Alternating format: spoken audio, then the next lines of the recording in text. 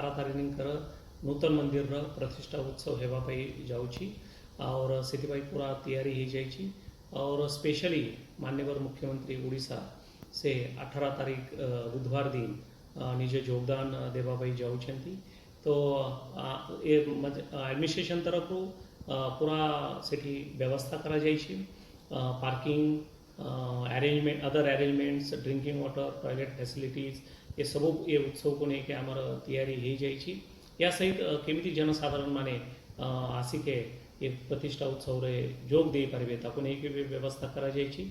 तो आमे समस्त को मु अनुरोध करुँची ट्रस्ट कमिटी माँ तारातारिणी ट्रस्ट कमिटी तरफ कि आपण आसतु और ये उत्सव रे योगदान दिंतु एवं मांकर आशीर्वाद नियंतु। राज्य सरकार तरफ ये प्रोजेक्ट पाई माँ तारातारिणी जो उन्नयन प्रोजेक्ट अच्छी मंदिर एवं मंदिर जो एरिया अच्छी तार डेवलपमेंट को लेके 117 करोड़ ऊर्ध्व खर्चा हो जाइए। या भितर आपण देखु यज्ञ मंडप, दीपघर, view point, meditation centre, administrative building, ता भितर प्रसाद मंडप, तले मुंडन हॉल, तले मार्केट कॉम्प्लेक्स, पूरा घाटीर सुंदर रोड कि जो आपन प्रकृतिर मजा नहीं पारे।